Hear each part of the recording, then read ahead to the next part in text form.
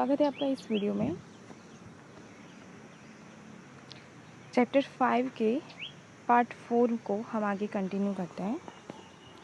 आप प्रार्थना, दुआ या अरदास तो ज़रूर करते होंगे, ईश्वर से कुछ न कुछ मांगते भी होंगे।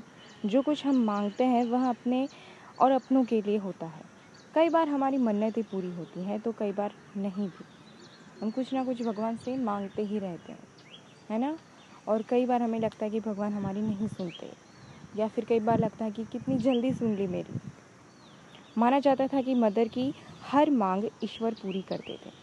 उनकी प्रार्थना का बहुत असर होता था। वह इसीलिए कि वे अपने लिए नहीं बल्कि दूसरों के लिए मांगती थी। मदर टेरेसा की हर बात भगवान मानते थे, हर बात वो पूरी करते थे। इसलिए क्योंकि वो अपने लिए कुछ नहीं मांगती थी, वो दूसरों के लिए सब कुछ मांगती थी। सभी की पीड़ा को वो अपनी पीड़ा मानती थी। उसके कष्टों को दूर करने के लिए दिन रात एक कर देती और उनके लिए प्रार्थना करती थी। हुई ना यह बड़ी बात? इसे ही समानुभूति कहते हैं। आप भी बहुत से मित्र बना लेते होंगे। समानुभूति, यहाँ पे सहानुभूति की बजाय समानुभूति लिखा है। इन दोनों में क्या फ़र्क है? सहानुभूति इसे कहेंगे कि अगर आपका दोस्त मुसीबत में है तो आपको वो फील होगा कि अरे यार बहुत बुरा हुआ इसके साथ, ऐसा नहीं होना चाहिए था या ऐसा कुछ। तो ये क्या हो गया? सहानुभूति। लेकिन समानुभूति क्या होगा कि अगर आपका दोस्त मुसीबत में है और आपको उसकी मुसीबत अपनी मुसीबत लगने लगे और आप प्रयास करें कि कैसे उसका दुख कम हो। आप क्या करते हैं? प्रयास करते हैं, राइट। आपको उसका दुख अपना दुख लगने लगता है, तो ये हो गया समानुभूति। उसमें हम सिर्फ दिलासा दे सकते हैं सहानुभूति में, लेकिन समानुभूति में हम प्रयास करते हैं कि दुख कम करें। ओके, तो ये समानुभूति होती है। आप भी बहुत से मित्र बना लेते होंगे। धन के बल पर तो बहुत से सेवक रख सकते हैं, पर किसी की सेवा कर उसे अपना बना लेना चाहिए, यह बड़ी बात है। यही तो किया मदर टेरेसा व क्रिस हेल्डे ने। इस अनुच्छेद में लेखक ने उल्लेख किया है कि कोई अपने रूप के सौंदर्य से लोगों को आकर्षित करता है तो कोई अपने धन से बहुत कुछ प्राप्त करता है। कोई अपने रूप रंग से लोगों को आकर्षित करता है, तो कोई होता है जो अपने धन से लोगों को आकर्षित करता है कि बहुत पैसा है तो उसके पास बहुत सारे दोस्त होंगे, बहुत सारे रिलेशन होंगे अच्छे लोगों के साथ, राइट। लेकिन कोई अपने गुणों के कारण संपत्ति या यश अर्जित करता है। लेकिन मदर इन सबसे अलग विलक्षण है। मदर मानवता के प्रति अपने समर्पण भाव के कारण अपने प्रति आदर और श्रद्धा अर्जित करती है। लेकिन मदर के पास ऐसा कुछ नहीं है। वो क्या कर रही है? वो सिर्फ मानव सेवा के आधार पर लोगों को अपना बना रही है। जो पीड़ित और कष्ट में होते हैं, जिन्हें किसी का सहारा नहीं, लेकिन जिन्हें सहारे की सबसे ज़्यादा ज़रूरत होती है, वे मदर को प्राप्त करते हैं और मदर का त्याग बलिदान भी उन्हीं के लिए सुरक्षित है। अर्थात जिनके पास न रूप है, न धन है, न गुण है, वे भी कुछ पा सकते हैं, लेकिन उन्हें कुछ दे सकने वाले केवल मदर जैसे लोग होते हैं। अब आपको मदर का यह कथन समझ में आया होगा कि न कल उसके लिए करूँगी जिससे सबसे ज़्यादा अधिक कष्ट होगा। जब लेखक या कोई रोगी होता है जो उन्हें कहता है कि मेरे लिए कल प्रार्थना करना, तो मदर क्या कहती है कि नहीं, कल तुम्हारे लिए नहीं, कल किसी और के लिए करूँगी जो तुमसे ज़्यादा अधिक कष्ट में होगा। इस बात से हमें पता चलता है कि वो कितनी समानुभूति रखती थी। मदर के स्वभाव की कठोरता का उल्लेख भी लेखक ने किया है। ये उनकी एक मोम साइड थी, यानी कि उनके हृदय की एकदम निखालसता थी, और इनका कठोर साइड भी लेखक ने थोड़ा दिखाया है कि, लेकिन उसे पढ़कर आप ये समझ गए होंगे कि यह कठोरता सकारात्मक है। कठोरता थी, लेकिन कैसी? सकारात्मक कठोरता दिखाई है। इससे अधिक लोगों का और ज़्यादा कष्ट से ग्रस्त लोगों का भला होता है। लेखक ने मदर के स्वर की तुलना मिस्री के कुंजे से की है। लेखक ने क्या किया है, मदर के स्वर की तुलना किससे की है, मिस्री के कुंजे से की है। जैसे मिस्री का कुंजा बड़ा और कठोर होता है और मीठा भी होता है, क्योंकि उसके अंदर मिस्री भरी है तो वो मीठा हो गया, लेकिन वो कैसा है, फिर भी कठोर है। वैसी थी मदर की आवाज़। मदर भी जानती थी कि सेवा की ज़रूरत किससे अधिक है। अन्य के प्रति उसे थोड़ा कठोर होना ही पड़ता था, पर यह कठोरता किसी के लिए मीठी साबित होती है। इसका लास्ट अंश है 3। पाठ के अंतिम अंश में मानव कल्याण में लगी एक और मदर मार्गरेट का चित्रण किया गया है। तीसरी ये व्यक्ति कौन है, मदर मार्गरेट। पहली हमने क्या देखी, मदर टेरेसा, दूसरी क्रिस्ट हेल्ड और तीसरी आई मदर मार्गरेट। मदर मार्गरेट है वो बुजुर्ग है, लेकिन उनका अचूक प्रभाव छोड़ने वाला जादुई व्यवहार, उनकी चुस्ती फुर्ती और हंसी का लेखक द्वारा वर्णन अत्यंत पठनीय है। इस अंश के अंत में क्रिस हेल्ड के तबादले का भी उल्लेख है। लास्ट ये जो अंश है उसमें क्रिस हेल्ड का तबादला भी हो जाता है। ओके, उनका दूसरी जगह ट्रांसफ़र हो जाता है। आपने जादूगर के करतब अवश्य देखे होंगे। पल भर में वह कुछ भी करके दिखा सकता है, एक चीज़ को दूसरी चीज़ में बदल सकता है। यह सब तो हमारे भ्रम के कारण होता है। मदर मार्गरेट भी जादू करती थी, पर उनका जादू था सच्चा। मदर मार्गरेट भी क्या करती थी, जादू, लेकिन उनका जादू कैसा था, सच्चा था। लेखक रॉबर्ट नर्सिंग होम में एक ऐसी महिला मदर मार्गरेट से मिला जो अपने व्यवहार व सेवा से रोगियों को पल भर में ठीक कर देती थी। इतनी बुढ़ी होने के बाद भी उनमें गजब की स्फूर्ति थी। मार्गरेट के जादू से कष्ट के कारण तड़पता रोगी पल भर में भला चंगा हो जाता। इसीलिए लेखक ने उसे जादू की पुड़िया कहा। जादू की पुड़िया किसे कहा, मदर मार्गरेट को। आपने कामरूप से जादू की कहानियां सुनी होंगी। कामरूप असम में है। वहाँ के बारे में कहानियाँ प्रचलित थी कि जो वहाँ बाहर से जाता है उसे मक्खी, कुत्ता, बिल्ली आदि बनाकर छोड़ दिया जाता था। ऐसा जादू किस काम का? लेखक के अनुसार जादू तो मदर मार्गरेट करती थी, जो अनुकरण करने के लायक है। वो ऐसा जादू किस काम का जो लोगों के काम ना आए, राइट? ऐसा लेखक कहते हैं कि असली जादू मदर मार्गरेट करती थी, जिसे हमें अनुकरण करना चाहिए, जिसको हमें फॉलो करना चाहिए। मदर का जादू मक्खियों जैसा जीवन बिताने वाले लोगों को वास्तविक मनुष्य बनाने का जादू था। जानते हैं कि मक्खियाँ जैसे जीवन बिताने का आशय क्या है? इसका आशय है कि बीमारी से ग्रस्त दयनीय जीवन। मक्खियों जैसा जीवन यहाँ पे बोला गया है। इसका मतलब यहाँ पे क्या बोल रहे हैं कि मक्खियों जैसा जीवन, यानी कि बीमारी से ग्रस्त दयनीय जीवन। तो मक्खियों जैसा जीवन जीने का क्या फ़ायदा? तो मदर मार्गरेट क्या करती है कि जो इंसान मक्खियों जैसा जीवन जीता है उसे मनुष्य बनाती है।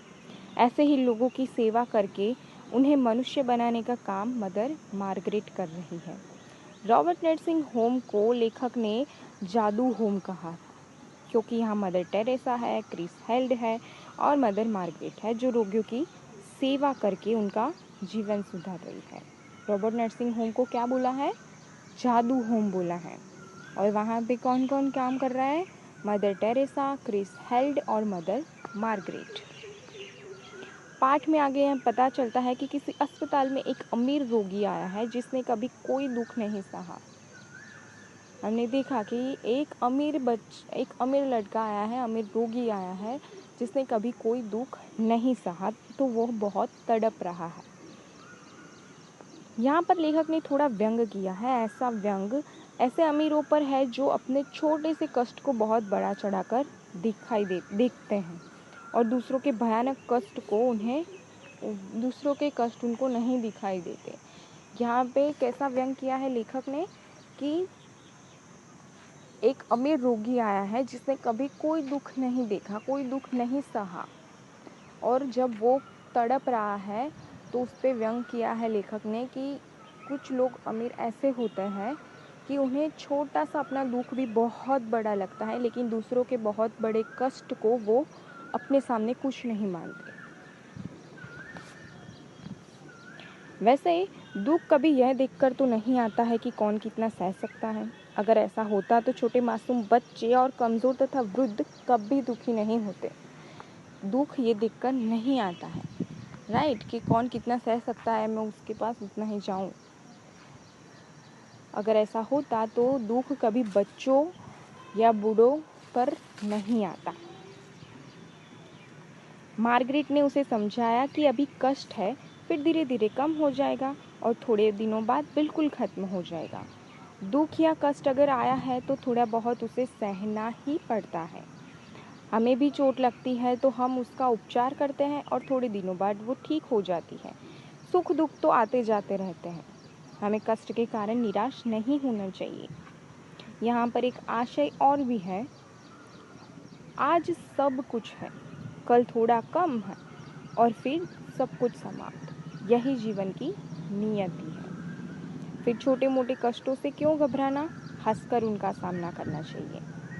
अच्छा, यह सोचें कि आपके जीवन का लक्ष्य क्या है।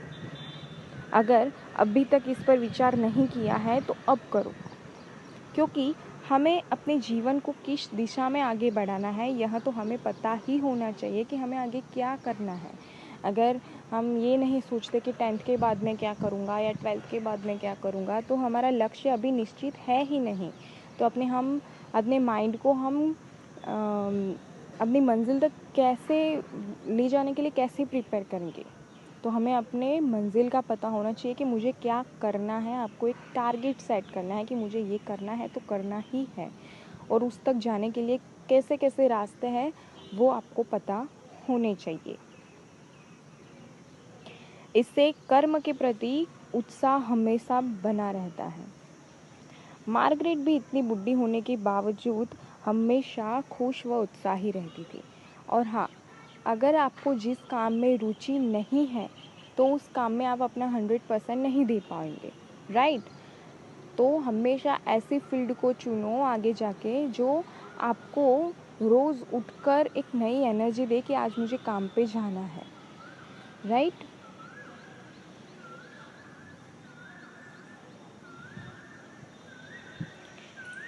आखिर इनमें कौन सी ऐसी ज्योति थी जो उन्हें इतनी शक्ति व खुशी प्रदान करती थी। वह ज्योत थी मानव सेवा की। लेखक जो यहाँ पता चला था कि क्रिस हेल्ड का तबादला घानी के भील सेवा केंद्र पर हो गया है तो वह दुखी हो गया। जब लेखक को पता चला कि क्रिस हेल्ड का ट्रांसफ़र हो गया है कि किसी और अस्पताल में, तो वो थोड़े दुखी हो गए। जब लेखक को पता चला कि क्रिस हेल्ड का ट्रांसफ़र हो गया है कि किसी और अस्पताल में, तो वो थोड़े दुखी हो गए। लेकिन लेखक की इस चिंता से अनजान क्रिस नई जगह जाने को लेकर बहुत उत्साहित थी। लेकिन जो क्रिस हेल्ड है वो बहुत उत्साहित थी कि वो नई जगह जा रही है। इस दुख का एक कारण यह था कि धानी का जीवन कठिन है और क्रिस हेल्ड का शरीर नाजुक। इसीलिए लेखक ने कहा कि ओह, उस जंगली जीवन में यह कर्पूरी का अर्थात उन कठिन परिस्थिति में यह क्रिस हेल्ड कैसे रह पाएंगी। वहाँ जाकर लोगों की सेवा करने का उनमें जोश था। वस्तुतः सुविधाएं से विहीन ऐसी जगहों पर काम करने की ज़्यादा आवश्यकता है। हम मानते हैं कि जहाँ सुख सुविधा है वहीं काम करना चाहिए। जो मानव सेवा भावी लोग हैं, लेकिन उनके लिए ऐसा कुछ मायने नहीं रखता। जहाँ सुख सुविधा नहीं है वहाँ उनकी सबसे ज़्यादा ज़रूरत है, वैसा वे मानते हैं। इस बात को क्रिस समझती है। आपको अगर किसी ऐसी जगह जाने के लिए कहा जाए जहाँ आप कई वर्षों से रह रहे हैं तो शायद आपको भी अच्छा ना लगे, लेकिन जब आपको पता चले कि आपके कार्य का बहुत ही महत्व होगा तो आप बहुत खुश हो जाएंगे। क्रिस के लिए ये सारी जगह एक सी थी। वे हर जगह केवल मानव सेवा करना चाहती थी और अपने इस महान कार्य को करने के मार्ग में वह किसी स्थान को बाधा नहीं बनने देना चाहती थी। हमारे जीवन में रोज़ नई चुनौतियाँ आती हैं और उन्हें हमें स्वीकार करना चाहिए।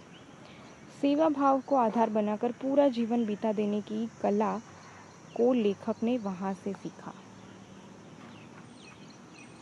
शायद आप भी निस्वार्थ भाव से सबके लिए स्वयं को समर्पित करने के महत्व को समझ पाएंगे। आप बहुत सी अच्छी बातें सुनते हैं। हमारे अनेक धार्मिक ग्रंथ भी हमें खूब नीति की बातें समझाते हैं।